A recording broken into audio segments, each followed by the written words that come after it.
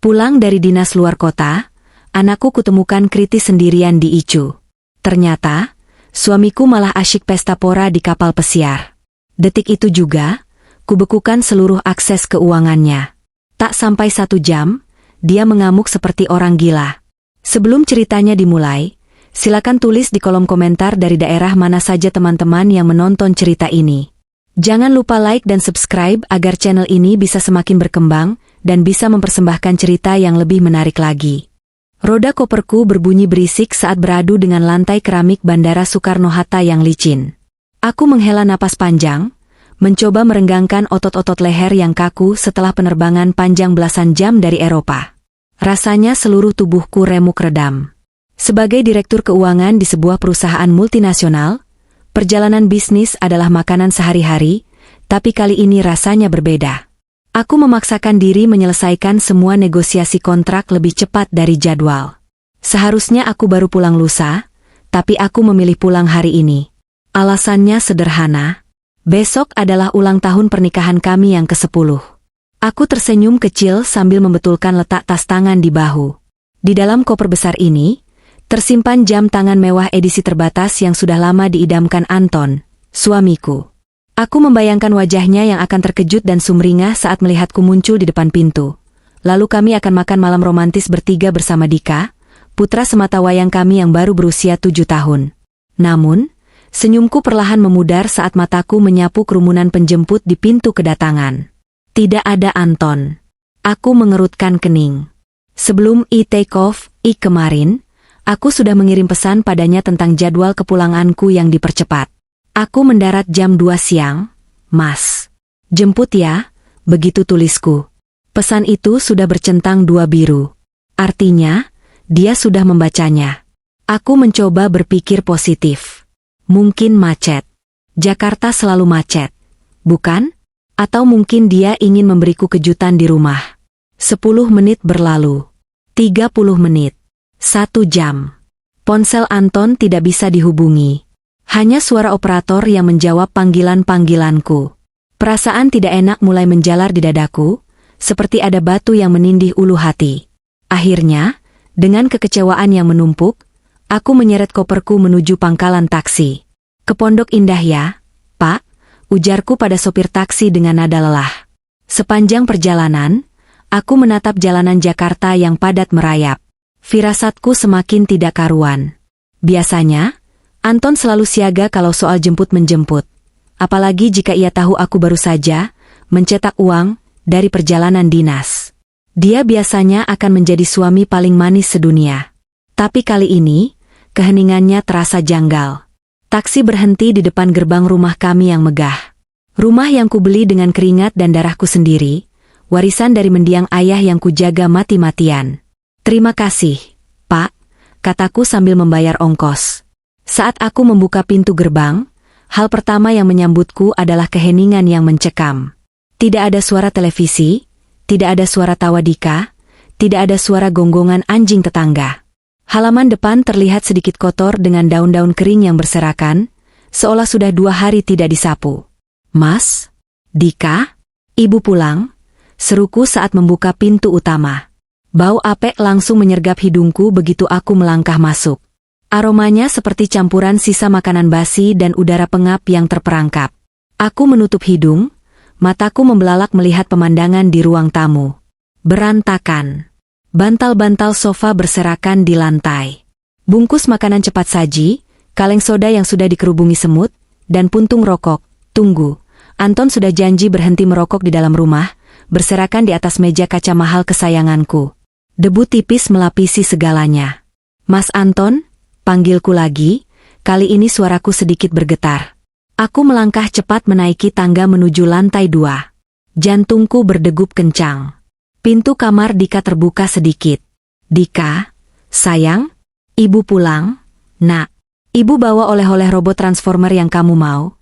Panggilku lembut sambil mendorong pintu kamarnya. Kosong. Kamar itu berantakan, tapi bukan berantakan karena mainan. Spray tempat tidurnya acak-acakan. Ada gelas berisi air yang tumpah di meja belajar dan sudah mengering, meninggalkan noda lengket. Tidak ada Dika di sana. Kepanikanku meledak.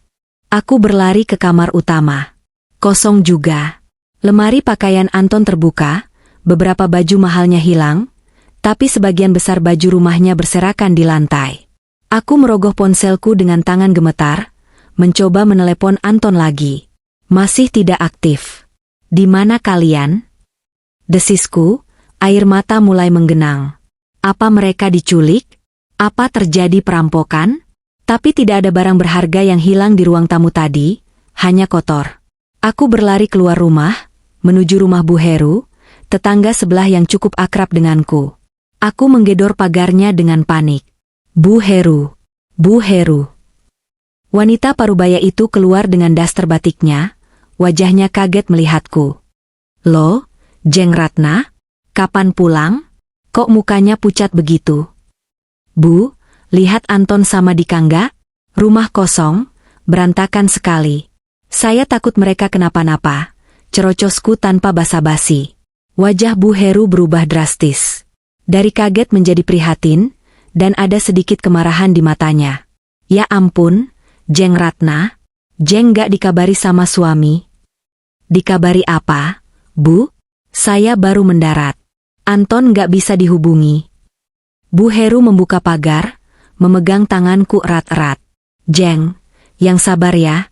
2 hari yang lalu, pas tengah malam, ada ambulans datang ke rumah Jeng Ratna. Duniaku rasanya berhenti berputar. Ambulans? Siapa yang sakit? Dika, Jeng. Dika dibawa ke rumah sakit. Waktu itu ribut sekali, Dika sepertinya kejang-kejang. Saya sempat tanya ke petugas medis yang angkat tandu, katanya demamnya tinggi sekali. Kakiku lemas seketika. Aku hampir ambruk kalau tidak ditahan oleh Bu Heru. Anakku. Putra kecilku yang kutinggalkan dalam keadaan sehat seminggu yang lalu. Anton. Anton ikut diambulanskan. Bu, tanyaku dengan suara parau. Bu Heru tampak ragu sejenak, lalu menghela napas. Suami Jeng Ratna ikut mengantar, tapi sebaiknya Jeng langsung ke rumah sakit saja. Rumah sakit Medika Sentra. Dika dibawa ke sana. Tanpa membuang waktu lagi, aku mengucapkan terima kasih seadanya dan berlari kembali ke jalan raya untuk mencari taksi. Pikiranku kalut. Bayangan Dika yang kejang-kejang menghantui kepalaku. Bertahanlah, nak, ibu pulang. Ibu datang, bisikku sambil mencengkeram ponselku, berharap Anton tiba-tiba menelepon dan bilang ini semua hanya salah paham. Tapi layar ponsel itu tetap gelap, seolah ikut bersekongkol menyembunyikan kebusukan yang sedang terjadi. Bau obat-obatan dan antiseptik yang tajam menyengat indera penciumanku begitu aku melangkahkan kaki masuk ke lobi rumah sakit Medika Sentra. Aku tidak peduli dengan penampilanku yang mungkin sudah kacau balau, rambut berantakan, mata sembab, dan baju kerja yang kusut. Yang ada di pikiranku hanya Dika. Aku berlari menuju meja resepsionis IGD. Sus, pasien anak atas nama Dika Pratama, umur 7 tahun. Masuk 2 hari lalu, kataku dengan napas memburu. Perawat itu mengetik sesuatu di komputernya dengan lambat, membuatku ingin berteriak agar dia mempercepat gerakannya. Dika Pratama, sudah dipindahkan ke ICU anak di lantai 3, Bu. ICU. Ulangku, suaraku tercekat. ICU berarti kondisinya serius. Sangat serius. Terima kasih. Aku tidak menunggu lift. Aku berlari menaiki tangga darurat menuju lantai 3. Kakiku terasa berat, seolah ada timah yang menggelayut di setiap langkah, tapi rasa takut kehilangan Dika memaksaku terus bergerak. Sesampainya di depan ruang ICU, aku dicegat oleh seorang dokter pria yang baru saja keluar dari pintu kaca otomatis. Dia melihatku dengan tatapan tajam dan penuh selidik. Anda keluarga Dika Pratama? Tanyanya dingin. Saya ibunya, Dok. Saya Ratna. Bagaimana kondisi anak saya? Aku mencoba mengintip ke dalam lewat bahu dokter itu. Dokter itu tidak langsung menjawab. Dia justru menatapku dari ujung kepala sampai ujung kaki dengan tatapan meremehkan yang membuat darahku mendidih. Oh, ibunya. Akhirnya muncul juga. Maksud dokter apa? Ibu tahu kondisi anak ibu saat sampai di sini? Suara dokter itu meninggi. Dia mengalami dehidrasi berat tingkat 3. Tipesnya sudah komplikasi karena dibiarkan berhari-hari tanpa penanganan. Demamnya mencapai 41 derajat saat masuk UGD.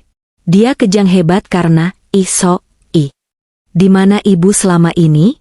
Bagaimana bisa seorang ibu membiarkan anaknya sampai sekurus itu dan kekurangan cairan di rumah mewah? Kata-kata dokter itu seperti tamparan keras di wajahku. Saya dinas luar kota, Dok. Saya baru mendarat. Suami saya yang jaga. Suami? Dokter itu tertawa sinis. Tawa yang tidak ada lucunya sama sekali. Kalau yang ibu maksud laki-laki yang mengantar anak ini 2 hari lalu, dia bahkan tidak masuk ke ruang perawatan. Apa? Dia hanya menurunkan anak ibu di UGD, mengisi administrasi sekadarnya, lalu pergi. Saat perawat kami mengejarnya untuk meminta persetujuan tindakan medis lanjutan, dia cuma bilang, lakukan saja apa yang perlu. Saya ada urusan bisnis mendesak yang tidak bisa ditinggal. Nanti istri saya yang urus sisanya. Lalu dia pergi begitu saja. Selama 2 hari Dika di sini, berjuang antara hidup dan mati, tidak ada satupun keluarga yang mendampingi. Anak itu sendirian, Bu. Sendirian di ruang dingin ini sambil mengigau memanggil ibunya. Tubuhku gemetar hebat. Bukan karena marah pada dokter itu, tapi karena fakta mengerikan yang baru saja kudengar. Anton meninggalkan Dika? Dika yang sedang sekarat? Urusan bisnis macam apa yang lebih penting dari nyawa anak kandungnya sendiri? Maafkan saya, Dok. Maafkan saya. Aku terisak, pertahananku runtuh. Izinkan saya masuk. Saya mohon. Dokter itu menghela napas panjang. Tatapannya sedikit melunak melihat air mataku yang tumpah ruah. Kondisinya sudah sedikit stabil setelah kami pasang alat bantu dan infus agresif. Tapi dia masih sangat lemah. Jangan buat keributan di dalam. Dia butuh ketenangan. Terima kasih, Dok. Aku mengenakan baju pelindung khusus dengan tangan gemetar, lalu melangkah masuk ke ruangan yang hening itu. Bunyi mesin monitor detak jantung, bip bip bip, adalah satu-satunya suara yang terdengar. Di sana, di atas ranjang yang tampak terlalu besar untuk tubuh kecilnya, Dika terbaring. Hatiku hancur berkeping-keping melihatnya. Wajahnya pucat pasi seperti kertas, bibirnya pecah-pecah dan kering.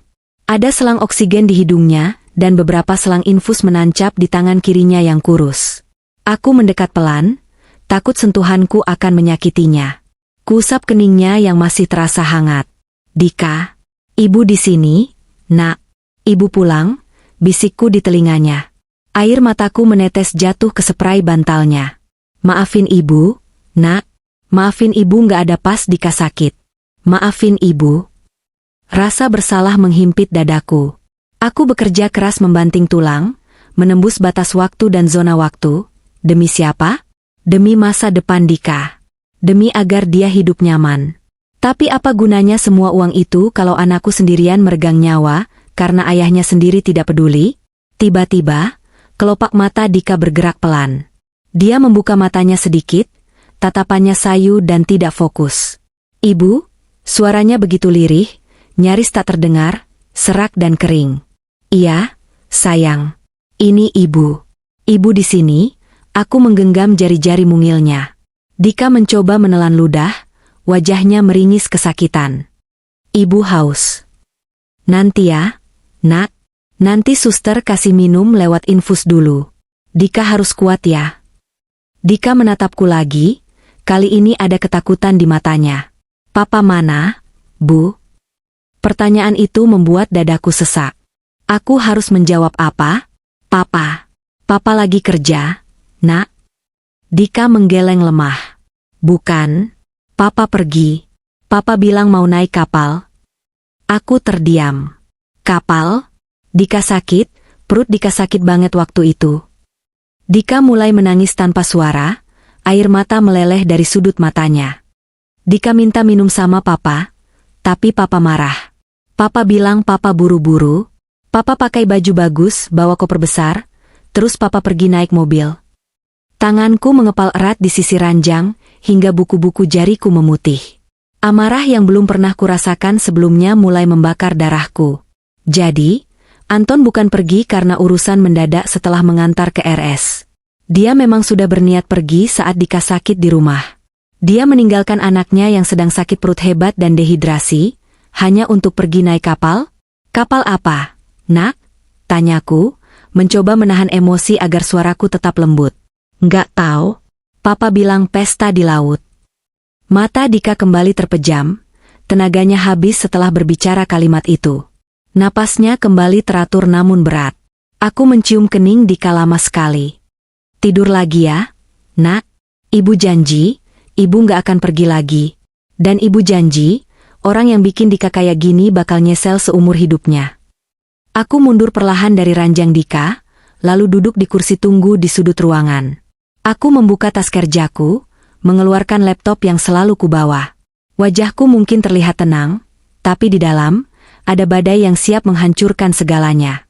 Anton bilang dia ada urusan bisnis. Anton bilang dia pergi naik kapal. Mari kita lihat kemana sebenarnya. Suami teladan, itu pergi. Kubuka laptopku. Jari-jariku menari di atas keyboard dengan kecepatan kilat. Sebagai orang keuangan, melacak jejak digital transaksi bukanlah hal sulit bagiku. Apalagi semua akun Anton terhubung dengan email keluarga yang kuciptakan. Aku akan menemukanmu, Anton. Dan saat aku menemukanmu, kau akan berharap kau tidak pernah dilahirkan. Layar laptop menyala terang di tengah remang-remang ruang tunggu Icu yang dingin. Cahaya putih kebiruan itu memantul di kacamata bacaku, menyamarkan mata yang bengkak karena tangis. Aku menarik napas panjang, mencoba menekan gemuruh di dada yang rasanya ingin meledak. Di dalam sana, di balik pintu kaca tebal itu, Dika sedang berjuang untuk setiap tarikan napasnya. Sementara di sini, aku, ibunya, sedang bersiap menjadi detektif untuk suaminya sendiri. Aku bukan tipe istri yang suka mencurigai suami secara berlebihan. Selama ini, aku memberi Anton kebebasan. Aku memberinya kartu kredit tambahan dengan limit tinggi, memberinya akses ke rekening bersama, dan tidak pernah memintanya merinci pengeluarannya. Aku pikir itu bentuk kepercayaan. Aku pikir itu cara menghargai dia sebagai kepala keluarga. Meskipun secara finansial, akulah tulang punggungnya. Tapi kepercayaan itu ternyata hanyalah kenaifan yang bodoh. Jari-jariku menari di atas papan ketik. Langkah pertama, melacak lokasi fisik. Kami menggunakan akun keluarga yang terintegrasi di semua perangkat Apple. Aku masuk ke fitur, lacak perangkat saya. Biasanya aku menggunakan ini untuk mencari iPad Dika yang sering terselip di sela sofa. Namun malam ini, aku mengetikkan ID Apple Anton. Sistem memuat data selama beberapa detik. Ikon berputar-putar di layar, seolah sedang mengejek kesabaranku yang sudah setipis tisu. Ayo. Desisku tak sabar. Lalu, sebuah titik hijau muncul di peta. Alisku bertaut. Titik itu tidak berada di daratan. Ia mengapung di tengah hamparan biru yang luas. Aku memperbesar peta itu, zoom in. Laut Jawa. Titik itu bergerak perlahan ke arah timur laut, menjauh dari pelabuhan Tanjung Priok. Ucapan Dika yang samar-samar tadi kembali terngiang di telingaku seperti gema hantu. Papa pergi. Papa bilang mau naik kapal. Jadi itu bukan igauan demam. Itu fakta. Darahku mendesir panas. Anton bilang dia ada urusan bisnis mendesak. Bisnis apa yang dilakukan di tengah laut? Pertambangan lepas pantai? Anton bahkan tidak tahu bedanya oli dan bensin, apalagi urusan teknis pengeboran minyak. Dia adalah seorang konsultan gaya hidup, sebutan halus untuk pengangguran yang hobi nongkrong dan memberi saran fashion pada teman-temannya. Aku membuka tab baru di Pramban, browser. Kali ini sasarannya adalah media sosial. Anton sangat aktif di Instagram. Dia hidup untuk validasi orang lain. Likes dan komen adalah oksigen baginya. Jika dia pergi ke suatu tempat mewah, dia pasti, hampir pasti, akan memamerkannya. Aku mengetikkan nama akunnya di kolom pencarian Instagram. User not found. Aku tertawa hambar. Suara tawa yang terdengar mengerikan di telingaku sendiri. Dia memblokirku. Tentu saja. Dia tahu aku sedang dinas dan dia tidak ingin aku melihat notifikasi kegiatannya. Dia pikir dia cerdik. Dia lupa bahwa aku adalah wanita yang membangun karir dari kemampuan audit dan investigasi keuangan. Aku logout dari akun pribadiku dan masuk menggunakan akun cadangan yang pernah kubuat khusus untuk memantau tren pasar anak muda demi riset produk kantor. Akun anonim tanpa foto profil, dengan nama pengguna acak. Aku mencari akun Anton lagi. Kali ini, profilnya muncul. Dan lingkaran merah muda di sekitar foto profilnya menandakan ada Instagram story baru yang diunggah dalam 24 jam terakhir. Tanganku gemetar saat mengarahkan kursor mouse. Apakah aku siap melihat kebenarannya? Di belakangku, suara monitor jantung Dika masih terdengar sayup-sayup setiap kali pintu otomatis ICU terbuka. Anakku sedang sekarat. Ayahnya, mari kita lihat apa yang dilakukan ayahnya. Klik. Story pertama, foto tiket pesawat kelas bisnis dan paspor. Caption, By Jakarta. Time for healing. Diunggah 2 hari yang lalu. Tepat saat Dika mulai demam tinggi menurut cerita Bu Heru. Story kedua, video bumerang gelas sampanye yang berdenting. Latar belakangnya adalah laut lepas dan dek kapal yang mewah. Story ketiga, ini yang membuat napas saya tercekat. Sebuah video berdurasi 15 detik. Kamera menyorot suasana pesta di dek VIP sebuah kapal pesiar mewah. Ada musik DJ yang berdentum keras, sangat kontras dengan keheningan mencekam di rumah sakit ini. Di video itu, terlihat Anton mengenakan kemeja linen putih terbuka kancing dada, kacamata hitam mahal, yang dibelinya pakai kartu kreditku bulan lalu. Sedang tertawa lebar sambil menuangkan botol wine mahal ke gelas teman-temannya. Teman-temannya, aku mengenali mereka. Itu Rio, si benalu yang selalu meminjam uang dengan alasan, modal startup, yang tak pernah jadi. Ada juga Siska dan geng sosialitanya yang kerjanya hanya pamer tas branded sewaan. Di video itu, Anton berteriak ke arah kamera, wajahnya merah padam karena alkohol. Mumpung nyonya besar lagi di Eropa. Kita nikmati hidup, bro. Cheers. Lalu kamera berputar, memperlihatkan teman-temannya bersorak. Hidup bos Anton. Thanks traktirannya, bos. Caption di bawah video itu tertulis besar-besar dengan font neon, liburan bujangan. Rayain anniversary sendirian karena bini gila kerja. Thanks to bos Anton yang traktir kita semua open table. Aku membeku. Air mataku berhenti menetes, tergantikan oleh api amarah yang membakar hangus rasa sedihku. Anniversary. Besok adalah ulang tahun pernikahan kami. Aku pulang cepat, membawa hadiah jam tangan seharga ratusan juta, menempuh perjalanan belasan jam dengan tubuh remuk, hanya untuk merayakannya bersama dia. Dan dia merayakannya dengan menyebut dirinya, bujangan, memblokirku, dan berfoya-foya dengan para parasit itu. Tapi yang paling menyakitkan bukan pengkhianatan itu. Yang paling menyakitkan adalah tanggal dan jam unggahan video itu. 23 jam yang lalu. Aku menghitung mundur dalam kepalaku. 23 jam yang lalu, itu adalah saat Dika sedang kejang-kejang di UGD. Saat dokter dan perawat sedang berjuang memasang infus di pembuluh darahnya yang kolaps karena dehidrasi. Saat anakku yang baru berumur 7 tahun memanggil, Papa, dan Ibu, dalam igauan panasnya. Saat Dika meregang nyawa karena kehausan dan infeksi, Anton sedang menuangkan wine seharga jutaan rupiah ke tenggorokan teman-temannya. Rasa mual menyergapku. Aku menutup mulut dengan tangan, menahan muntah. Bukan karena sakit fisik, tapi karena rasa jijik yang luar biasa. Bagaimana bisa aku menikahi monster seperti itu?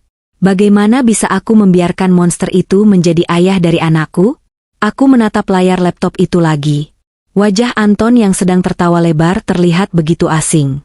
Dulu, aku jatuh cinta pada tawanya yang renyah. Dulu, aku pikir dia adalah pria yang hangat dan penuh kasih sayang. Meski karirnya tidak secerah karierku. Aku menikahinya bukan karena harta, tapi karena aku pikir dia bisa menjadi rumah. Ternyata, dia bukan rumah. Dia adalah rayap.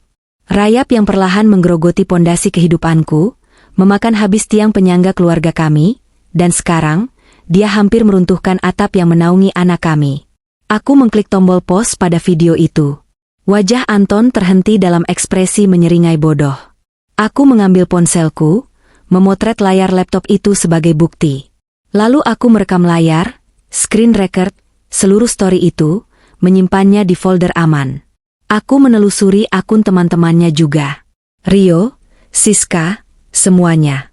Mereka semua mengunggah hal yang sama, pesta pora di atas penderitaan anakku. Ada foto struk pembayaran yang dipamerkan Rio dengan caption, "Gila, habis 50 juta sekali makan malam. Bos Anton emang ngeri." 50 juta. Angka itu berputar di kepalaku. 50 juta rupiah. Itu adalah uang yang seharusnya kumasukkan ke rekening tabungan pendidikan Dika bulan ini.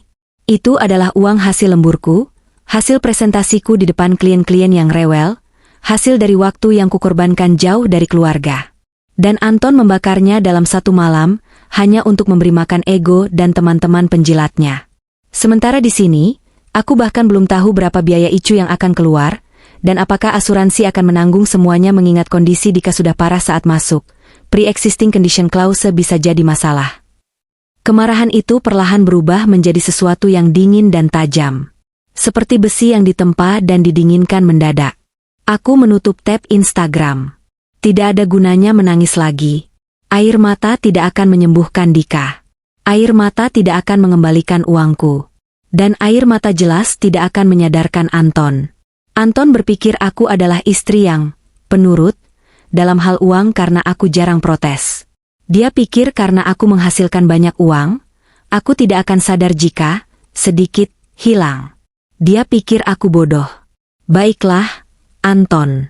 Kau ingin bermain peran sebagai bos besar? Kau ingin menjadi raja pesta? Seorang raja butuh kerajaan dan harta untuk berkuasa. Mari kita lihat apa yang terjadi pada seorang raja jika bendaharanya memutuskan untuk menutup brankas. Aku melirik jam di sudut layar laptop. Pukul 9 pagi waktu Jakarta. Bank baru saja buka. Ini waktunya eksekusi. Aku tidak langsung melabrak Anton. Tidak. Itu terlalu amatir. Melabrak hanya akan membuatnya bersiap diri, mencari alasan, atau lebih parah lagi, memindahkan sisa uang ke tempat yang tidak bisa kujangkau. Dalam perang, dan ini sekarang adalah perang, serangan terbaik adalah serangan fajar yang senyap dan mematikan. Aku duduk tegak di kursi ruang tunggu, memperbaiki letak kerah kemejaku, seolah-olah aku sedang berada di ruang rapat direksi, bukan di lorong rumah sakit. Aura, ibu rumah tangga yang sedih, sudah kuusir jauh-jauh. Kini, aku adalah Ratna, direktur keuangan yang ditakuti karena ketegasannya memangkas anggaran yang tidak efisien. Dan Anton adalah aset busuk yang harus segera dilikuidasi. Aku mengambil ponselku, mencari kontak di daftar favorites. Bukan kontak keluarga, tapi kontak Pak David, Priority Relationship Manager di bank tempat aku menyimpan sebagian besar asetku. Sebagai nasabah prioritas dengan simpanan yang signifikan, aku punya akses langsung ke manajer senior tanpa perlu antre di call center. Telepon tersambung pada dering kedua. Selamat pagi, Bu Ratna. Senang sekali mendengar suara Ibu. Bagaimana perjalanan dinasnya di Eropa? Lancar? Suara Pak David terdengar renyah dan ramah, tipikal bankir profesional. Pagi, Pak David, jawabku. Suaraku datar, tanpa basa-basi. Dingin. Saya butuh bantuan Bapak untuk beberapa transaksi mendesak dan pemblokiran akses. Sekarang juga. Nada bicara Pak David langsung berubah serius. Dia tahu, jika aku menelepon dengan nada seperti ini, itu bukan untuk sekadar tanya kabar atau beli reksadana. Tentu, Bu Ratna. Saya siap bantu. Apa yang terjadi? Ada indikasi fraud? Bisa dibilang begitu, jawabku sambil menatap pintu ICU. Pencurian dari orang dalam. Aku membuka aplikasi mobile banking di laptopku untuk memantau pergerakan secara real time sambil berbicara. Pak David, tolong catat instruksi saya. Pertama, bekukan kartu kredit Black Card tambahan atas nama Anton Wijaya. Blokir permanen. Alasan, penyalahgunaan limit. Baik, Bu. Kartu tambahan Pak Anton akan saya blokir sekarang. Ada lagi. Kedua, lanjutku, mataku menatap angka saldo di rekening bersama, rekening yang kugunakan untuk biaya operasional rumah tangga dan tempat gajiku masuk sebagian. Saldonya menyusut drastis. Ada penarikan tunai besar-besaran di ATM luar negeri dan transaksi di kasino kapal pesiar. Blokir akses kartu debit dan internet banking, untuk rekening bersama nomor akhir 8890 atas nama Anton Wijaya. Cabut kuasa aksesnya detik ini juga. Hening sejenak di ujung telepon. Pak David mungkin kaget. Memblokir akses suami dari rekening bersama adalah langkah besar yang biasanya menjadi sinyal perceraian. Bu Ratna, untuk pemblokiran akses pihak kedua di rekening joint account, (ORN), biasanya butuh tanda tangan kedua belah pihak untuk penutupan, tapi untuk pemblokiran akses sepihak. Pak David, potongku tajam. Rekening itu statusnya joint OR. Siapapun bisa tanda tangan. Tapi sumber dana 100% dari transfer gaji saya. Bapak bisa cek riwayat mutasinya. Saya pemilik dana utama. Saya instruksikan blokir akses dia, karena ada indikasi penggunaan dana yang membahayakan stabilitas finansial keluarga saat keadaan darurat medis. Anak saya diicu, Pak, dan suami saya sedang menghabiskan uang pengobatannya di kasino. Aku tidak bermaksud curhat, tapi aku butuh Pak David bergerak cepat tanpa birokrasi berbelit. Mendengar kata icu dan kasino, suara Pak David menjadi sangat tegas. Saya mengerti, Bu. Demi keamanan aset nasabah prioritas, saya akan lakukan freeze sementara atas permintaan Ibu sebagai primary account holder. Akses Pak Anton saya matikan sekarang. Terima kasih. Ketiga, aku menghela napas, pindahkan seluruh sisa saldo di rekening bersama itu, dan seluruh saldo di rekening tabungan berjangka yang sudah jatuh tempo, ke rekening deposito baru. Kunci deposito itu atas nama saya pribadi, Ratna Prawira. Tidak ada nama orang lain. Siap, Bu. Sedang saya proses. Total dana yang dipindahkan sekitar 1,2 miliar rupiah. Masuk ke deposito 1 bulan rollover ya, Bu? Ya. Pastikan dia tidak bisa melihat saldo itu lagi di aplikasinya. Sudah tereksekusi, Bu. Kartu Pak Anton sudah status bloket. Akses web sudah revoket. Dana sudah aman di rekening terpisah. Aku melihat layar laptopku. Angka saldo di rekening bersama berubah menjadi 0 rupiah. Begitu juga limit kartu kredit tambahannya. Selesai. Keran air sudah ditutup rapat. Satu lagi, Pak David. Ini soal e-leasing, mobil Porsche yang dipakai Anton. Itu atas nama kantor saya kan, yang pembayarannya auto debit dari rekening pribadi saya? Betul, Bu. Cicilan berjalan lancar. Batalkan auto debitnya mulai bulan depan. Dan tolong buatkan surat pemberitahuan dari pihak bank atau leasing rekanan bahwa unit tersebut akan ditarik jika tidak ada pembayaran manual dalam 30 hari. Kirimkan surat itu ke alamat email Anton. Baik, Bu. Akan saya urus administrasinya. Terima kasih, Pak David. Maaf merepotkan pagi-pagi. Sama sekali tidak, Bu Ratna. Kami turut prihatin dengan kondisi putra Ibu. Semoga lekas sembuh. Jika ada butuh dana tunai darurat untuk RS, kabari saya akan antarkan tunai ke sana. Terima kasih. Aku memutus sambungan telepon. Aku bersandar di kursi, merasakan sedikit kepuasan yang aneh. Bukan kebahagiaan, tapi rasa kendali. Selama 2 hari terakhir, aku merasa tidak berdaya. Tidak berdaya karena tidak ada di samping Dika saat dia sakit, tidak berdaya menghadapi vonis dokter. Tapi sekarang, aku memegang kendali lagi. Anton di sana, di tengah laut itu, mungkin sedang mengangkat gelasnya lagi untuk bersulang. Dia tidak tahu bahwa di Jakarta, kerajaan kecilnya baru saja runtuh. Dia tidak tahu bahwa kartu plastik hitam di dompetnya sekarang hanyalah potongan sampah tak berguna. Aku belum selesai. Aku membuka aplikasi asuransi mobil. Porsche Boxster bekas yang ia rengekam tahun lalu sebagai hadiah ulang tahunnya sendiri. Mobil yang ia bangga-banggakan di depan teman-temannya seolah-olah dia membelinya dengan hasil keringat sendiri. Padahal, akulah yang membayar uang mukanya, dan akulah yang membayar cicilan bulanannya. Aku menelepon agen asuransi. Halo, saya ingin membatalkan polis asuransi all risk untuk kendaraan Porsche B1234N. Ya, efektif hari ini. Dan saya ingin melaporkan potensi penggunaan kendaraan di luar kesepakatan polis, karena pemegang kendaraan sedang tidak berada di tempat dan kunci dipegang oleh pihak yang tidak berwenang.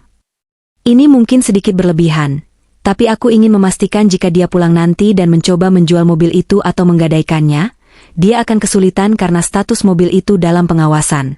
Atau setidaknya, jika dia menabrakkan mobil itu karena mabuk, asuransi tidak akan mengganti sepeser pun, dan dia harus menanggung hutangnya. Setelah menutup telepon kedua, aku menutup laptopku pelan. Suasana di lorong Icu masih sepi. Seorang perawat lewat membawa nampan berisi obat-obatan. Dia tersenyum simpatik padaku. "Ibu sudah makan?" Muka ibu pucat sekali. Sapanya ramah. Aku menggeleng. "Belum lapar, sus." "Harus makan loh, Bu. Kalau ibu sakit, siapa yang jaga Dik-Dika? Nanti saya mintakan roti di pantry ya." Kebaikan kecil dari orang asing itu justru membuat mataku kembali panas. Perawat ini, yang tidak mengenalku, lebih peduli pada kesehatanku daripada suamiku sendiri yang sudah hidup bersamaku selama 10 tahun. Tiba-tiba ponselku bergetar. Sebuah notifikasi email masuk. Bukan dari Anton, tapi notifikasi otomatis dari sistem kartu kredit.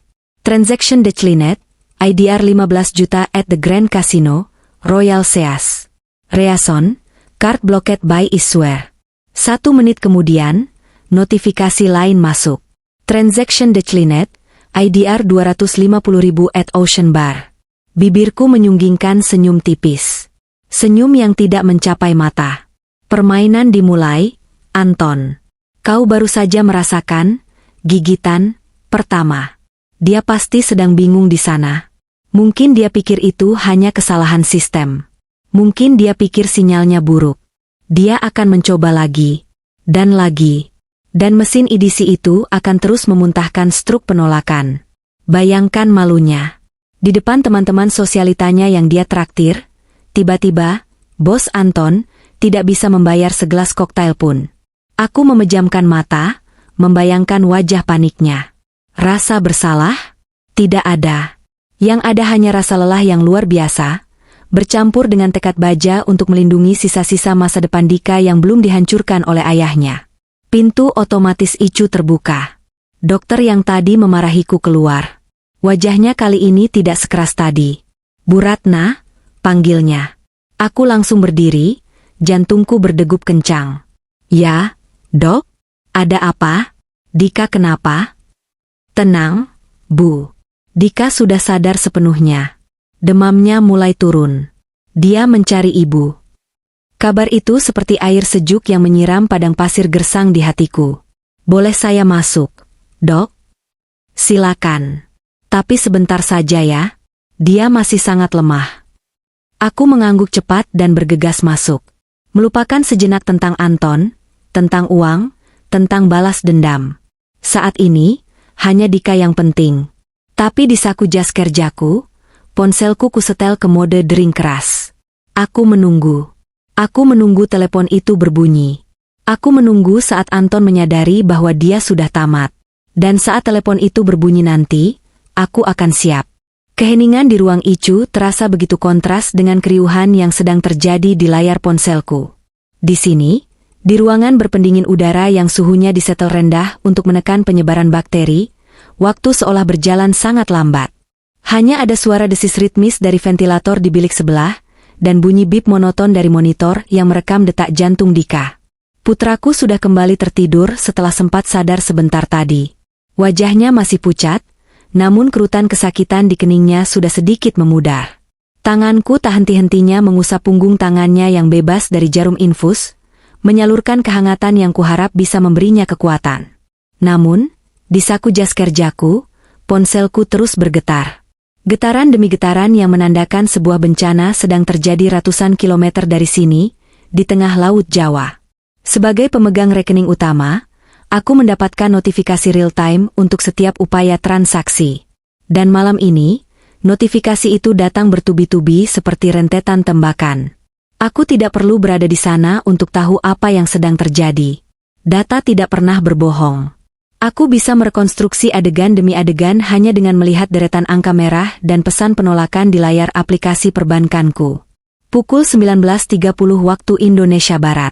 Percobaan transaksi, kartu kredit utama, Black Card. Merchant, The Ocean Grand Dining Room. Nominal, Rp18.500.000. Status, gagal, kartu diblokir. Aku tersenyum miris menatap angka itu. Rp18.500.000. Itu pasti biaya makan malam mewah yang dia janjikan pada teman-teman parasitnya. Aku bisa membayangkan Anton saat ini. Dia pasti sedang duduk di ujung meja panjang dengan taplak putih bersih, gelas kristal di tangan, dan dada membusung bangga. Dia pasti baru saja memanggil pelayan dengan jentikan jari yang sombong, menyerahkan kartu hitam mengilap itu dengan gaya nonchalant, seolah uang sebanyak itu hanyalah recehan baginya. Dia pasti sedang tertawa, mungkin menceritakan lelucon garing tentang betapa suksesnya bisnis fiktif yang sering ia bualkan. Rio dan Siska pasti sedang memujinya. Wah, Bos Anton memang gak ada lawan. Lalu, pelayan itu akan kembali. Bukan dengan struk untuk ditandatangani, melainkan dengan wajah canggung dan suara pelan, memberitahu bahwa kartunya ditolak. Pukul 19.35 waktu Indonesia Barat. Percobaan transaksi, kartu kredit utama, Black Card. Merchant, The Ocean Grand Dining Room. Nominal, Rp18.500.000. Status, gagal, kartu diblokir. Dia mencoba lagi. Tentu saja. Anton tidak akan percaya begitu saja. Dia pasti menyalahkan mesin edisinya. Coba gesek lagi, Mas. Mungkin chipnya kotor. Begitu kira-kira ucapannya. Dia akan menggosok kartu itu ke kemeja linen mahalnya, mencoba terlihat tenang di depan teman-temannya yang mulai saling pandang. Keringat dingin mungkin mulai merembes di pelipisnya. Pukul 19.38 waktu Indonesia Barat. Percobaan transaksi, kartu debit platinum, joint account. Merchant, The Ocean Grand Dining Room. Nominal, Rp18.500.000. Status, gagal, rekening dibekukan. Skakmat. Kartu debit adalah pertahanan terakhirnya. Itu adalah kartu yang terhubung langsung ke rekening operasional kami, rekening yang selama ini ia anggap sebagai sumur uang tanpa dasar. Saat kartu itu juga gagal, Anton pasti sadar bahwa ini bukan masalah teknis mesin. Ini masalah sistemik. Akses denied adalah dua kata paling menakutkan bagi pria yang harga dirinya dibangun di atas fondasi uang istri. Aku membayangkan suasana di meja makan itu berubah drastis. Bisik-bisik mulai terdengar. Teman-temannya yang tadi memuja, kini mungkin mulai menatapnya dengan curiga dan sinis. Rio mungkin mulai mengecek ponselnya, pura-pura sibuk. Siska mungkin mulai bertanya dengan nada menyindir. Loh, kok nggak bisa, Ton? Katanya unlimited. Rasa malu. Itulah yang ingin kuberikan padanya. Rasa malu yang membakar wajah, yang membuat telinga berdengung, dan membuat seseorang ingin menghilang di telan bumi. Rasa malu yang sama besarnya dengan rasa sakit hatiku melihat Dika terbaring tak berdaya di sini. Pukul 19.45 waktu Indonesia Barat. Akses mobile banking. Gagal login, user ID revoked. Akses mobile banking. Gagal login, user ID revoked. Akses mobile banking. Gagal login, user ID revoked. 3 kali percobaan login berturut-turut. Dia panik. Dia berusaha masuk ke aplikasi bank lewat ponselnya untuk mentransfer uang, tapi akunnya sudah kuhapus dari daftar pengguna yang berwenang. Dia terkunci di luar. Dia sekarang hanyalah penumpang tanpa uang sepeser pun di tengah lautan. Bu Ratna? Suara lembut seorang perawat membuyarkan lamunanku. Aku menoleh cepat, menyelipkan ponsel kembali ke saku. Ya, Sus?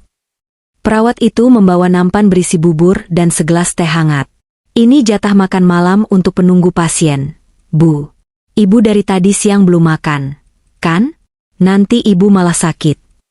Aku menatap bubur itu. Perutku memang perih, tapi seleraku hilang. Namun, aku ingat aku harus kuat. Perang belum berakhir. Aku harus punya tenaga untuk menghadapi babak selanjutnya. Terima kasih banyak, Sus. Taruh saja di meja, jawabku serak. Adik Dika kondisinya stabil.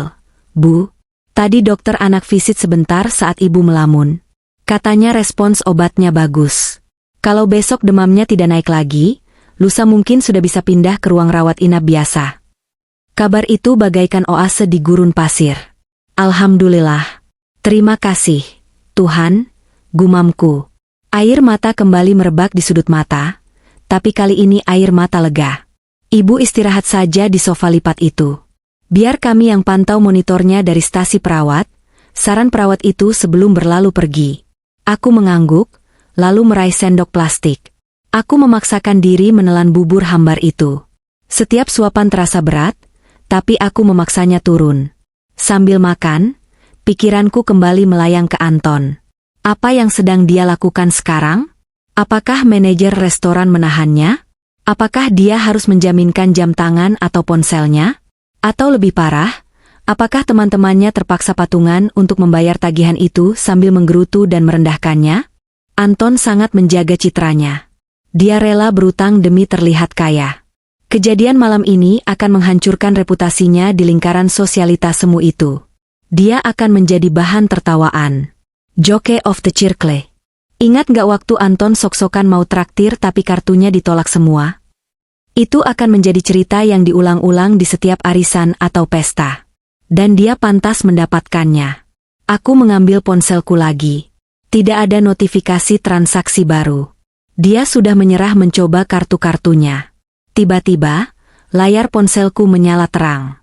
Sebuah panggilan masuk. Nama yang tertera di layar membuat darahku mendidih seketika. My Hubby Cinta. Dulu, nama itu kusimpan dengan penuh cinta. Emotikon hati itu kusematkan saat kami baru menikah. Saat aku masih percaya bahwa kami adalah tim. Sekarang, tulisan itu terlihat seperti ejekan. Ponsel itu bergetar panjang di tanganku. Sekali, 2 kali, 3 kali. Aku tidak langsung mengangkatnya. Aku membiarkannya berdering. Aku ingin dia merasakan kecemasan yang kurasakan saat aku meneleponnya puluhan kali di bandara tadi. Aku ingin dia merasakan betapa tidak enaknya diabaikan. Aku menatap Dika yang sedang tidur. Dadanya naik turun dengan teratur. Wajah polosnya begitu damai, tidak tahu bahwa kedua orang tuanya sedang berada di ambang kehancuran rumah tangga. Maafkan ibu, nak, bisikku pelan. Ibu harus melakukan ini. Supaya uang kita tidak habis dimakan rayap. Supaya masa depan kamu aman. Dering ponsel mati. Panggilan tak terjawab. 1 detik kemudian, dia menelepon lagi. Gigih sekali. Tentu saja, dia sedang terjepit. Manusia akan melakukan apa saja saat terdesak. Aku menarik napas dalam-dalam, mengumpulkan segenap ketenangan yang tersisa. Aku tidak boleh meledak. Aku tidak boleh menangis. Aku harus menjadi es. Dingin, keras, dan tak tersentuh. Aku adalah Ratna Prawira, wanita yang biasa bernegosiasi dengan klien alot dan memenangkan tender miliaran rupiah. Menghadapi satu suami parasit yang sedang panik seharusnya bukan hal sulit. Aku menggeser tombol hijau di layar. Kenapa baru diangkat? Suara Anton meledak begitu aku menempelkan ponsel ke telinga. Tidak ada, halo, tidak ada. Sayang, kamu sudah sampai, tidak ada basa-basi. Langsung pada intinya, amarah seorang pria manja yang mainannya baru saja dirampas. Suaranya terdengar panik, napasnya memburu. Di latar belakang, aku bisa mendengar desau angin laut yang kencang dan suara musik samar-samar yang terdengar menjauh. Dia pasti menyingkir ke sudut geladak yang sepi untuk meneleponku. Kamu tahu aku malu setengah mati? Teriaknya lagi. Suaranya bergetar antara marah dan takut. Semua kartu kreditku mati. Debit nggak bisa dipakai. Mobile banking keblokir. Kamu apakan rekeningnya? Ratna? Nyalakan sekarang juga. Manajer restoran nahan aku di sini kayak maling. Teman-temanku lihat semua. Aku membiarkan dia menumpahkan semua racunnya. Aku diam, mendengarkan setiap kata dengan telinga yang berdengung. Betapa egoisnya manusia ini. Dia bahkan tidak bertanya kenapa aku tidak ada di rumah. Dia tidak bertanya tentang anaknya. Yang ada di otaknya hanya, aku malu, dan, nyalakan kartuku. Sudah selesai bicaranya? Tanyaku. Suaraku keluar sangat pelan, datar, namun tajam. Anton terdiam sejenak, mungkin kaget dengan reaksiku yang tidak defensif. Ratna, jangan main-main. Ini bukan waktunya bercanda. Aktifkan lagi kartunya sekarang. Aku butuh bayar tagihan 18 juta. Nanti aku ganti kalau sudah pulang. Ganti pakai apa? Potongku. Pakai uangku juga. Ya pokoknya nanti kita bahas di rumah. Sekarang tolongin aku dulu. Aku nggak bisa gerak ini. Aku bangkit dari kursi, berjalan mendekat ke dinding kaca icu, membelakangi ranjang Dika agar suaraku tidak mengganggu tidur anakku. Aku menatap bayanganku sendiri di kaca yang gelap. Wajahku lelah, tapi mataku menyala. Kamu ada di mana, Mas? Tanyaku, pura-pura tidak tahu. Hening. Aku bisa mendengar otak Anton bekerja keras mencari kebohongan yang masuk akal. Aku lagi di luar kota. Ada e-meeting, e-proyek mendadak di Kalimantan. Ini sinyalnya susah banget makanya bankingnya error kali. Kamu telepon bank sekarang, marahin mereka. Kalimantan, ulangku datar. Sejak kapan Kalimantan punya restoran mewah di tengah laut dengan suara ombak sekeras itu? Itu suara angin. Aku di pinggir pantai, e-meeting, I-nya di restoran pinggir pantai. Dia masih mencoba menyangkal, suaranya makin tinggi karena panik. Jangan bohong, Anton. Aku nggak bohong. Kamu kenapa sih nuduh-nuduh terus? Suami lagi kerja bukannya didukung malah dipersulit. Aku memejamkan mata, menahan rasa muak yang naik ke kerongkongan. Sampai detik ini pun, dia masih mencoba memanipulasiku. Dia masih menggunakan kartu, suami bekerja keras, untuk menutupi bangkainya. Dika ada di Icu, Mas, ucapku. Kalimat itu meluncur begitu saja. Sederhana, mematikan. Di ujung telepon, hening yang panjang terjadi. Suara angin laut terdengar semakin jelas. Apa? Suaranya mengecil. Anakmu, Dika. Dia di Icu. Kritis. Sudah 2 hari, lanjutku, setiap kata kutekan dengan penuh emosi. Dia dehidrasi berat. Infeksi parah. Dia kejang-kejang memanggil nama papanya. Dan kamu tahu apa yang dibilang dokter? Dokter bilang, ayahnya cuma antar sampai UGD lalu pergi. Ninggalin anaknya sekarat sendirian. Ratna, itu aku bisa jelaskan. Aku memang ada urusan mendesak. Anton mulai gagap. Suara arogansinya tadi lenyap seketika, berganti dengan nada pengecut yang mencoba mencari alasan. Urusan mendesak? Aku tertawa kecil, tawa yang penuh luka. Urusan mendesak apa yang mengharuskan kamu pakai kemeja linen putih dan minum wine seharga gaji 1 bulan buruh? Anton terdiam total. Aku menjauhkan ponsel dari telinga sejenak, membuka aplikasi WhatsApp, dan mengirimkan foto screenshot yang tadi sudah kusiapkan. Foto dari Instagram story temannya. Wajah Anton yang merah padam karena alkohol, tertawa lebar sambil memegang gelas, dengan caption liburan bujangan. Send. Cek WhatsApp kamu, perintahku dingin. Aku mendengar bunyi notifikasi di seberang sana. Beberapa detik berlalu. Aku membayangkan wajahnya memucat saat melihat foto itu. Bukti yang tak terbantahkan. Kamu. Anton terdengar seperti orang tercekik. Kamu mata-matai aku? Mata-matai? Bentakku, suaraku akhirnya meninggi, tak tertahankan lagi. Kamu memposting kebodohanmu di internet untuk dilihat seluruh dunia. Anton, kamu pikir aku bodoh? Kamu pikir karena aku sibuk kerja, aku nggak tahu apa yang kamu lakukan? Ratna, dengerin dulu, aku stres. Aku butuh healing. Kamu kerja terus. Aku merasa nggak dihargai di rumah. Diam, potongku kasar. Jangan berani-beraninya kamu menyalahkan aku atas kelakuan bejatmu. Aku kerja banting tulang buat siapa? Buat kamu. Buat Dika. Sementara kamu, anakmu sekarat, Anton, Sekar. Dan kamu malah pesta pora merayakan jadi bujangan? Air mataku menetes, tapi suaraku tetap tegas. Kamu mau jadi bujangan? Selamat. Doamu terkabul. Mulai malam ini, anggap dirimu bujangan sungguhan. Maksud kamu apa? Ratna, jangan ngomong sembarangan. Kita bicara baik-baik di rumah. Nggak ada rumah, desisku. Rumah itu milikku. Atas namaku. Kamu nggak punya hak apa-apa di sana. Semua akses keuanganmu sudah kubekukan. Kartu kredit, debit, deposito, asuransi mobil, semuanya. Kamu 0. Kosong. Ratna, kamu nggak bisa gitu. Aku suamimu. Itu harta gono gini. Anton mulai berteriak lagi, kembali ke mode agresif karena merasa terancam. Harta gono gini? Aku tersenyum sinis pada bayanganku di kaca. Kita lihat saja nanti di pengadilan. Dengan bukti penelantaran anak yang aku punya, Ditambah bukti perselingkuhan keuangan yang baru saja kutemukan, kamu kira hakim akan berpihak padamu? Ratna, tolong aku salah. Aku minta maaf. Tolong nyalakan dulu kartunya. Aku beneran gak bisa bayar ini. Teman-temanku. Minta tolong sama teman-temanmu itu, sahutku kejam. Minta tolong sama Rio, sama Siska.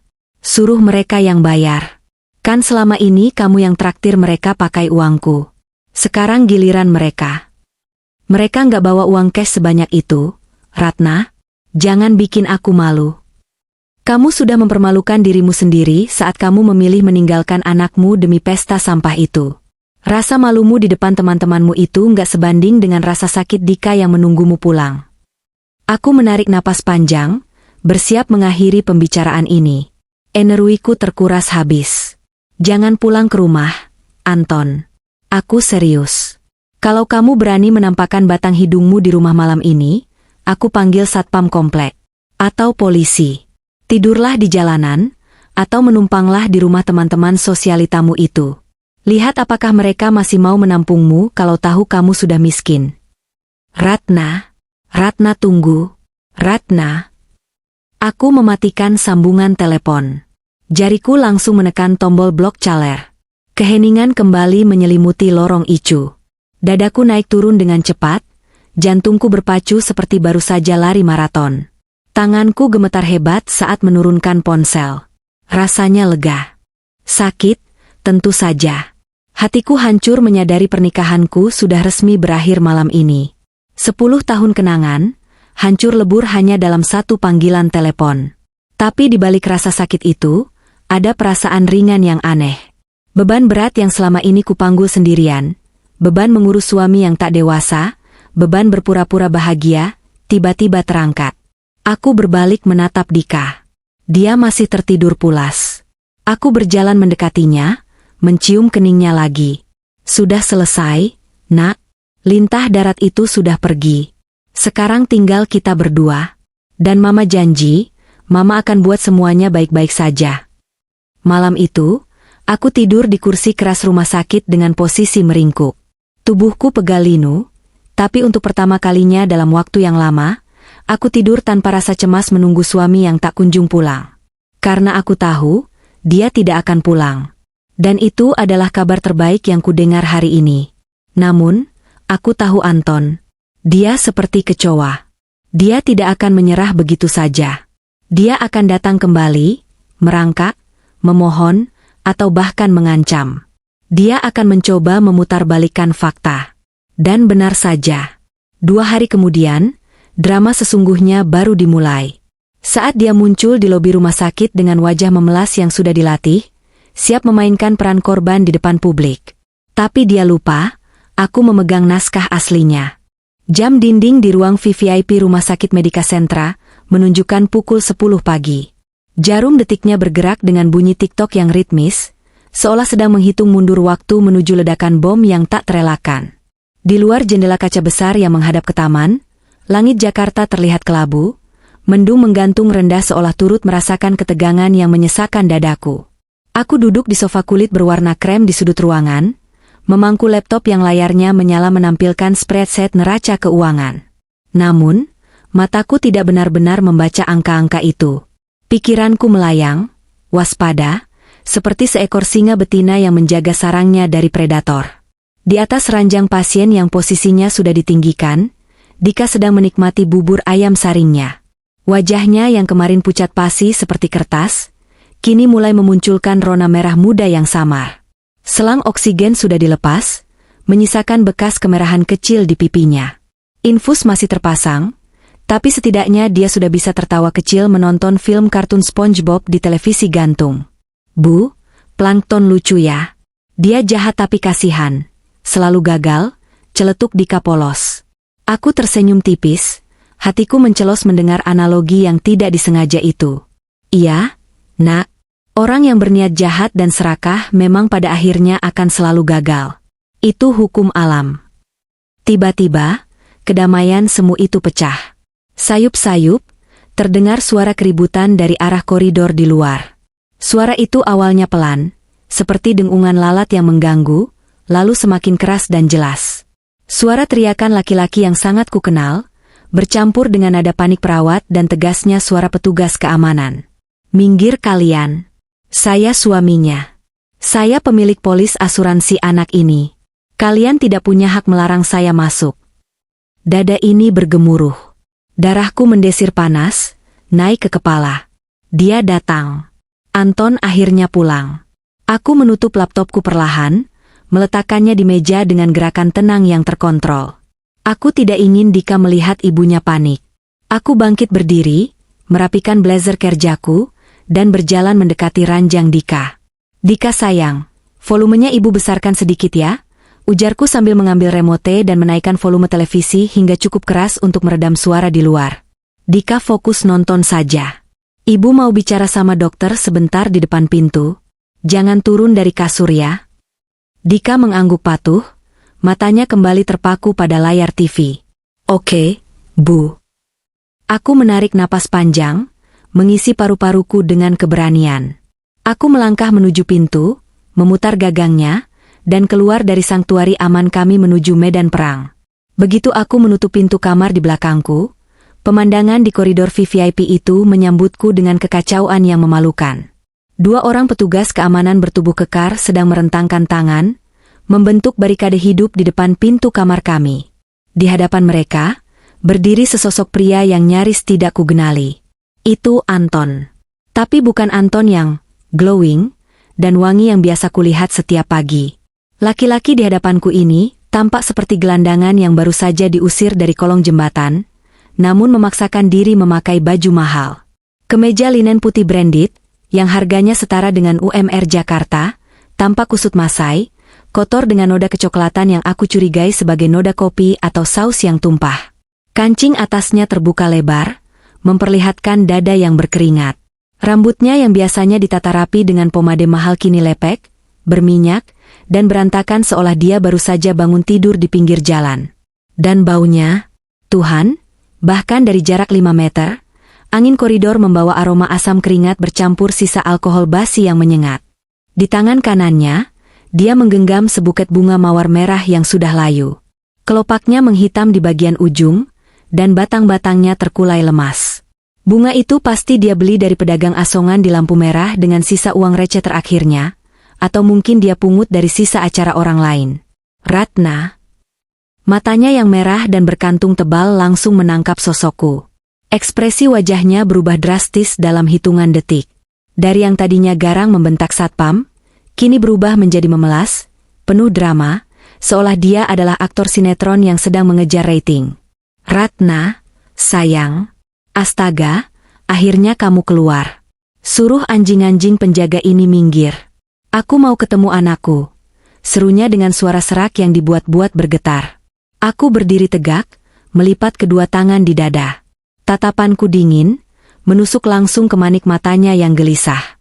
"Biarkan dia bicara, Pak," kataku pada petugas keamanan. "Tapi tetap jaga jarak 2 meter. Saya tidak mau baunya masuk ke kamar steril." Para satpam itu mengangguk dan sedikit melonggarkan barikade, namun tetap siap siaga. Anton memanfaat celah itu untuk maju selangkah, merentangkan tangannya hendak memelukku. "Ratna, aku rindu sekali. Aku khawatir setengah mati." "Berhenti," perintahku tajam. Satu kata yang keluar seperti letusan pistol. Langkah Anton terhenti. Dia tampak bingung melihat reaksiku yang tidak histeris, tidak menangis, tapi justru dingin membeku.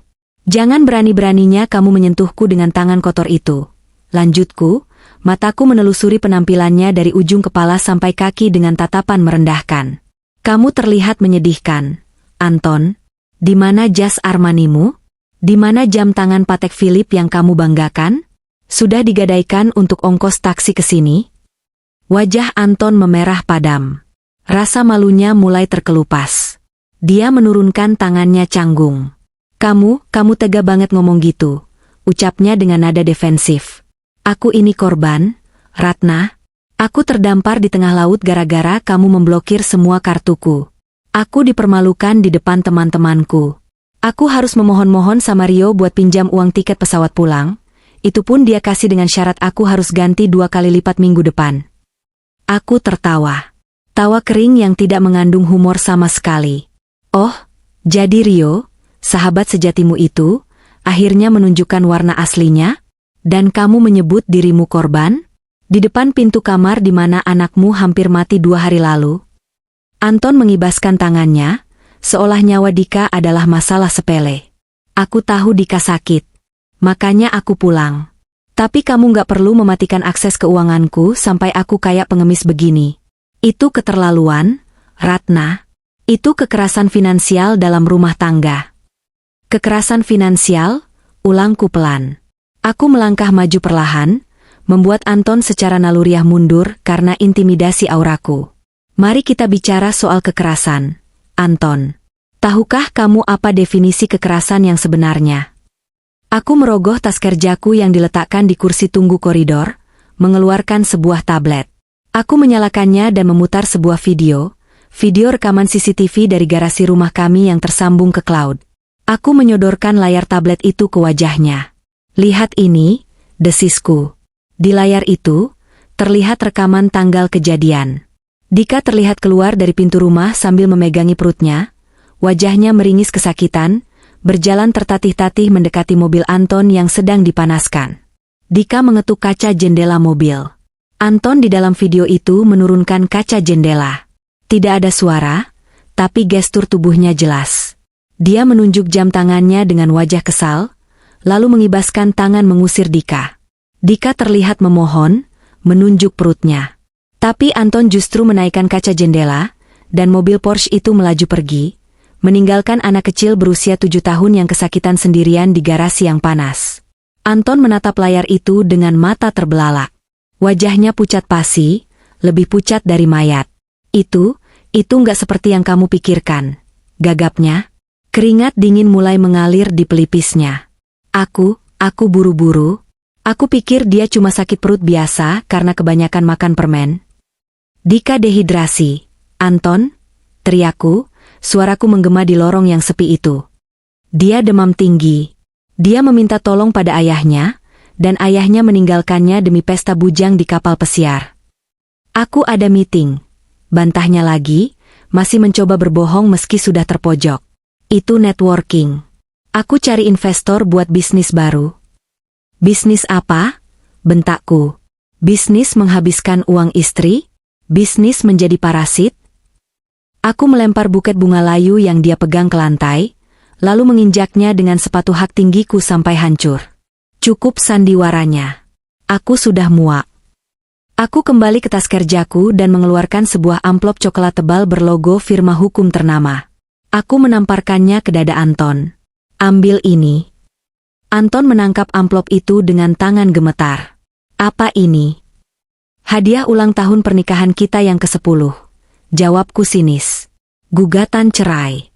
Dan surat panggilan dari kepolisian atas dugaan penelantaran anak pasal 77B Undang-Undang Perlindungan Anak. Ancaman hukumannya 5 tahun penjara dan denda 100 juta rupiah. Mata Anton seakan mau keluar dari kelopaknya. Dia merobek amplop itu, mengeluarkan isinya. Kertas-kertas gugatan itu bergetar hebat di tangannya. Kamu mau memenjarakan aku? Bisiknya tak percaya.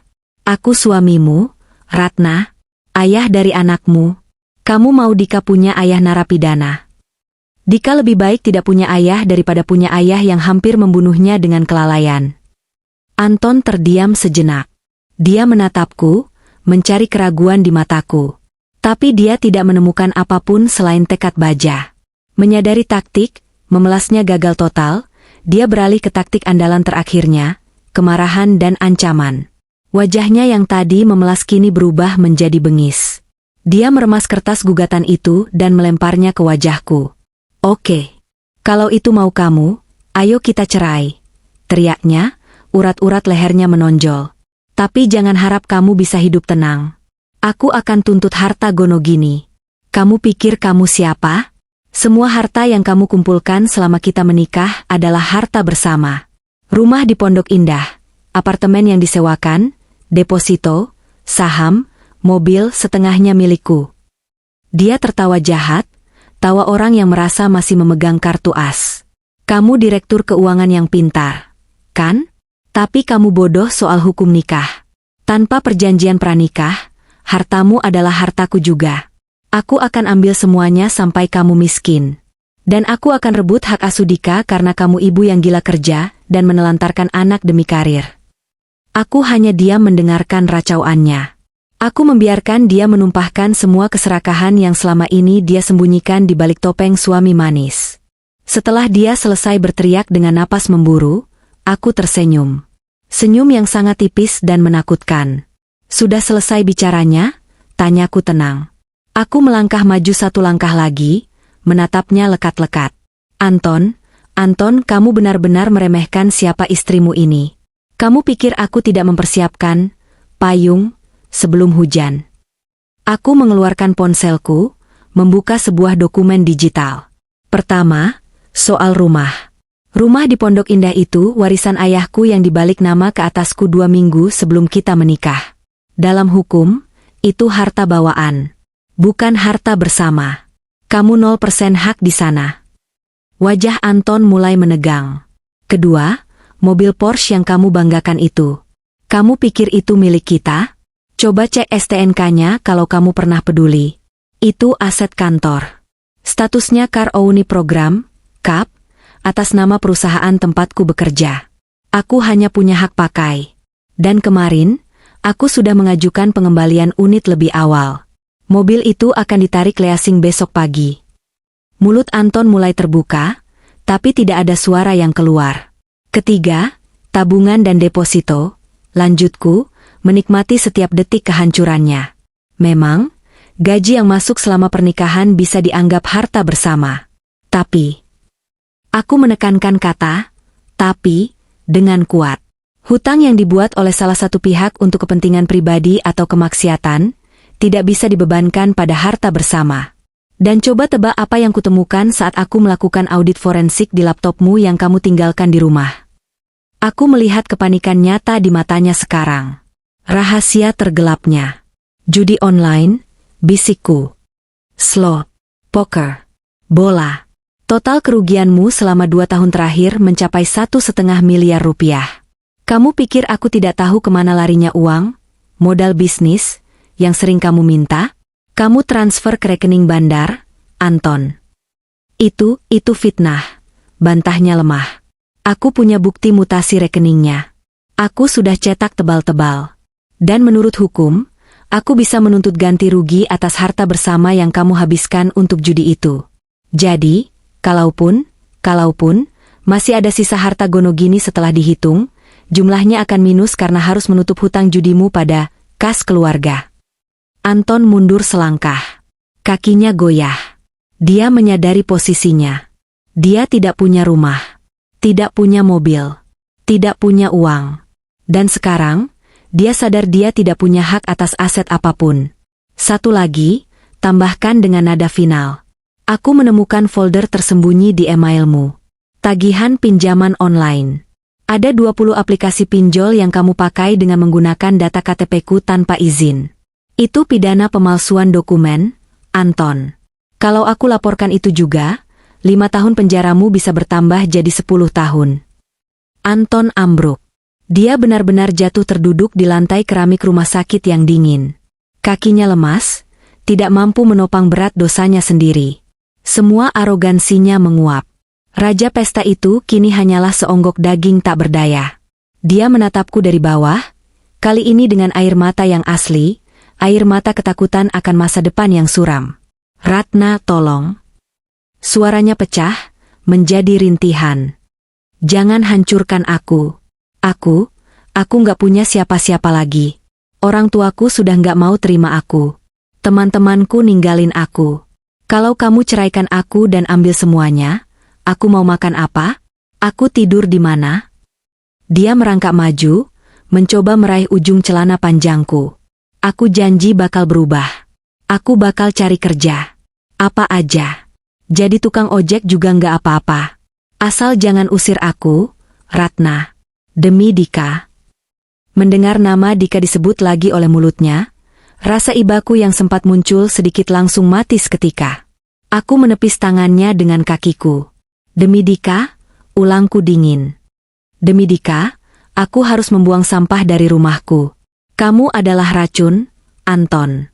Dan aku tidak memelihara racun di dekat anakku. Aku menoleh ke arah petugas keamanan yang sedari tadi menonton drama ini dengan wajah tegang. Pak, tolong bawa orang ini keluar. Dia mengganggu ketenangan pasien. Dan pastikan dia tidak pernah bisa masuk ke area rumah sakit ini lagi. Fotonya sudah saya kirim ke kepala keamanan kalian.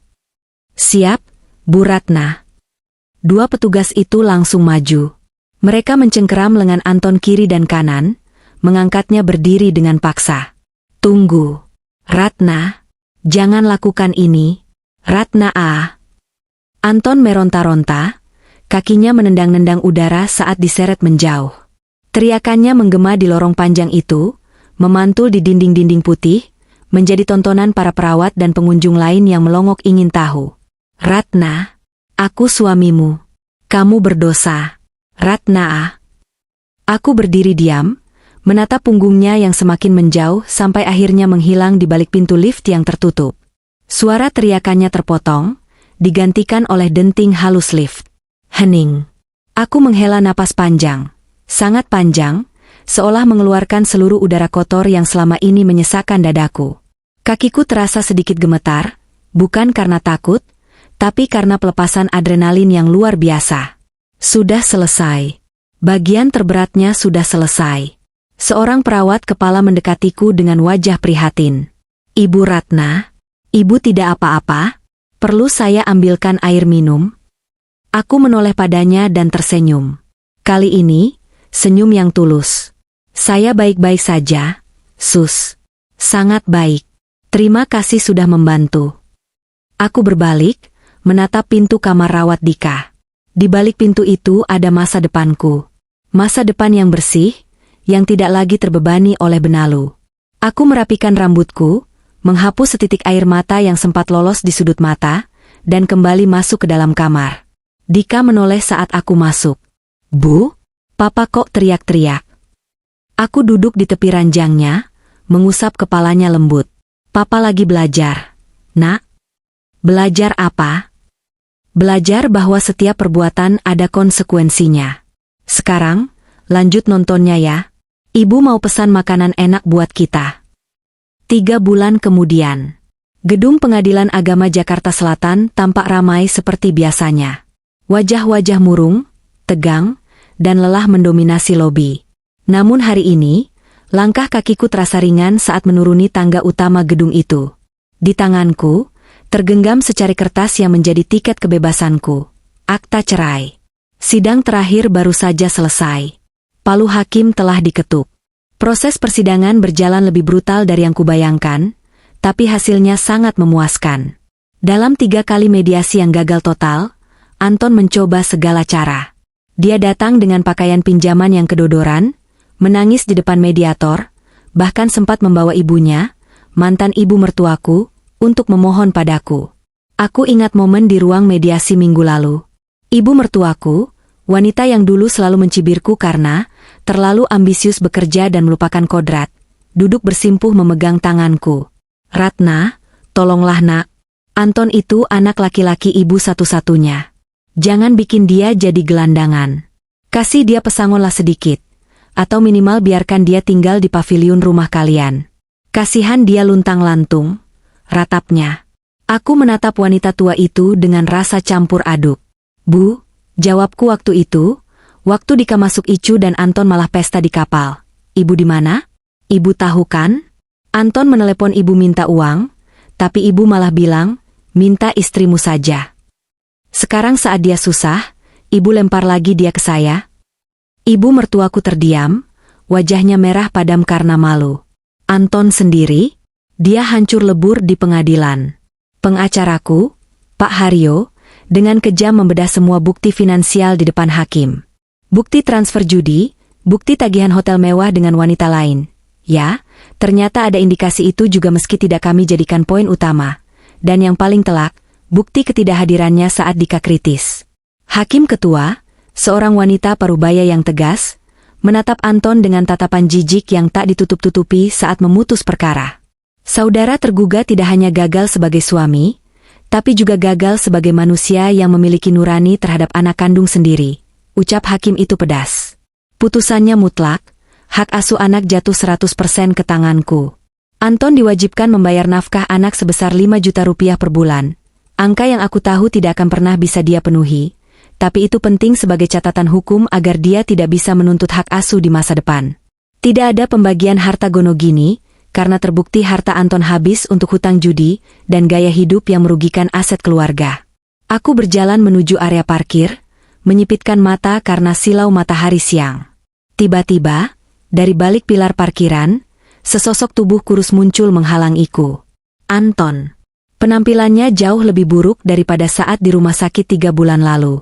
Tubuhnya kurus kering, pipinya cekung, dan kulitnya terbakar matahari, menandakan dia banyak menghabiskan waktu di jalanan. Pakaiannya lusuh, sepatu ketsnya sudah jebol di bagian ujung. Aura, sosialita-nya sudah lenyap tanpa sisa, digantikan aura keputusasaan yang pekat. Ratna. Panggilnya lirih. Suaranya parau. Aku berhenti, menjaga jarak aman di dekat pos satpam. Mau apa lagi? Sudah selesai kan? Anton menelan ludah, matanya menatap kunci mobil SUV baruku yang kupegang.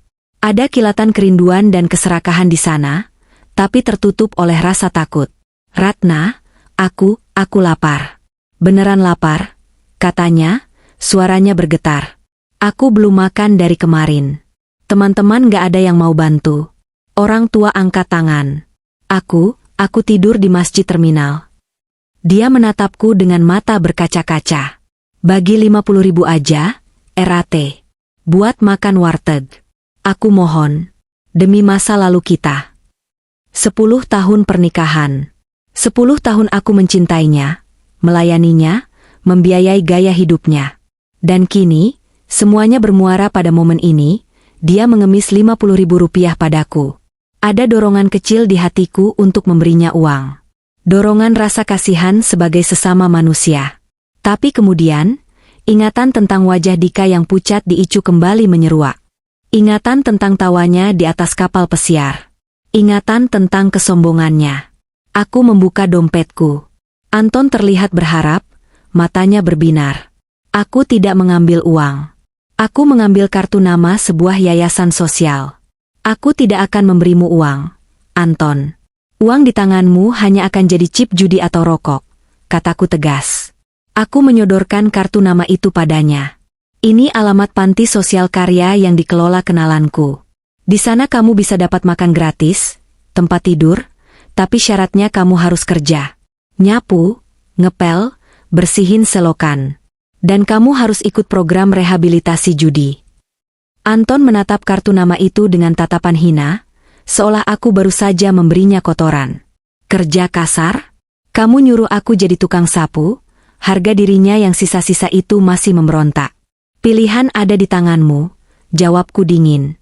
Mau jadi tukang sapu tapi perut kenyang dan punya martabat?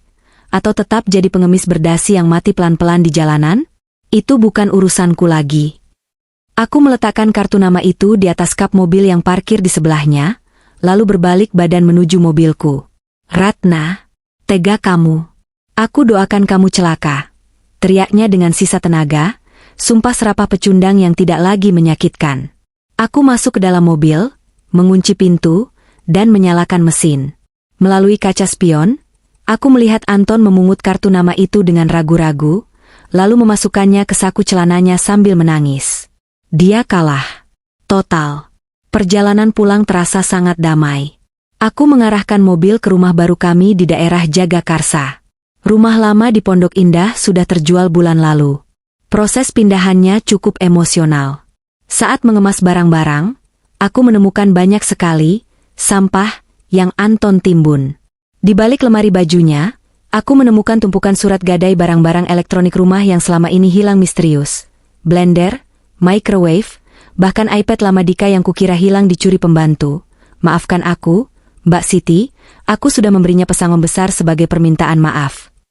Ternyata Anton yang mencurinya sedikit demi sedikit.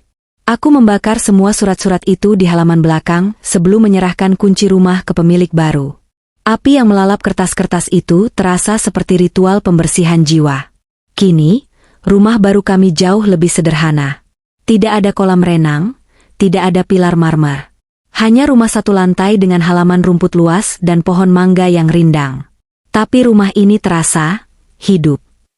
Sesampainya di rumah, Dika menyambutku di teras.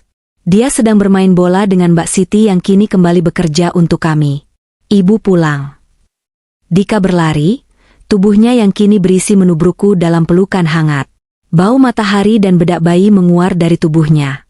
"Halo jagoan ibu, gimana sekolahnya hari ini?" Tanyaku sambil mencium pipinya yang gembil. "Seru, Bu. Tadi Dika dapat nilai 100 ulangan matematika."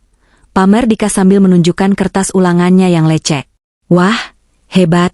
Anak ibu memang pintar kayak ibunya, ya?" Kami tertawa bersama. Kami masuk ke dalam rumah yang sejuk. Di ruang tamu, tidak ada foto pernikahan besar yang dulu mendominasi dinding. Gantinya, ada lukisan karya Dika yang dibingkai rapi.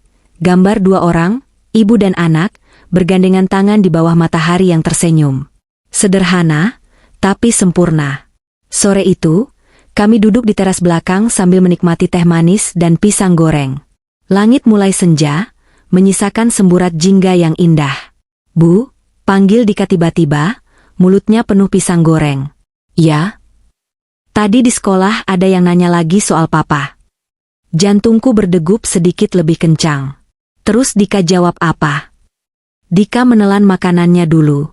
Dika bilang, "Papa sudah nggak ada. Papa sudah pergi jauh buat cari jalan yang benar." Terus teman Dika nanya, "Dika sedih nggak?" Dika bilang, "Dulu sedih. Tapi sekarang nggak. Soalnya kalau ada papa, ibu sering nangis di kamar mandi. Kalau sekarang, ibu ketawa terus." Dika lebih suka ibu ketawa. Mataku memanas. Aku meletakkan cangkir tehku, lalu menarik Dika ke pangkuanku. "Terima kasih ya, Nak. Kamu adalah pahlawan kecil ibu." Ibu juga pahlawan Dika. Keheningan yang nyaman menyelimuti kami. Suara jangkrik mulai terdengar bersahutan. Ponselku di atas meja bergetar pendek. Ting. Sebuah notifikasi email masuk. Aku meliriknya sekilas. Fram, Balai Lelang Negara Subjek, laporan hasil lelang aset sitaan eksekusi. Yetha. Ibu Ratna, bersama ini kami informasikan bahwa aset jaminan berupa 1 unit mobil mewah, bekas, dan koleksi jam tangan yang disita atas nama debitur Anton Wijaya telah berhasil dilelang hari ini. Hasil lelang senilai 850 juta rupiah, telah digunakan untuk melunasi pokok hutang kartu kredit dan pinjaman bank yang tertunggak. Sisa kelebihan dana sebesar 15 juta rupiah, telah kami transfer ke rekening ibu sebagai pemegang hak ganti rugi sesuai putusan pengadilan. Aku tersenyum lebar. Mobil Porsche kebanggaannya, jam tangan mewahnya, semuanya sudah lenyap. Dan sisa uangnya, 15 juta rupiah. Cukup untuk mengajak Dika liburan ke Bali minggu depan. Liburan sesungguhnya, bukan liburan palsu penuh hutang. "Dika," ujarku ceria. "Ya, Bu. Mau lihat lumba-lumba di Bali nggak minggu depan?" Mata Dika berbinar terang, menyaingi bintang pertama yang muncul di langit malam. "Mau. Mau banget. Naik pesawat?" "Iya dong. Kita menginap di hotel pinggir pantai, main pasir sepuasnya, dan makan seafood enak." "Ih, asyik." Dika bersorak kegirangan, melompat turun dari pangkuanku dan menari-nari kecil. Aku menatapnya dengan penuh syukur. Badai itu telah berlalu. Kapal kami memang sempat karam dan hancur, tapi kami berhasil berenang ke tepian dan membangun perahu baru yang lebih kuat. Aku mengambil ponselku, membuka email itu lagi, dan menekan tombol delete. Tidak perlu menyimpan kenangan tentang hutang dan masa lalu. Malam ini, langit Jakarta tampak lebih cerah dari biasanya. Dan untuk pertama kalinya dalam 10 tahun, aku bisa bernapas, benar-benar bernapas, tanpa rasa sesak di dada. Aku bebas. Kami bebas. Ayo masuk, Nak. Udara mulai dingin. Kita siap-siap makan malam. Siap, Bos. Dika memberi hormat lucu, lalu berlari masuk ke dalam rumah. Aku berdiri sejenak, menatap langit gelap. "Selamat tinggal, Anton. Semoga kamu menemukan jalanmu. Tapi jalan itu tidak akan pernah bersisian dengan kami lagi." Aku melangkah masuk dan menutup pintu kaca itu rapat-rapat. Mengunci masa lalu di luar, dan memeluk masa depan di dalam.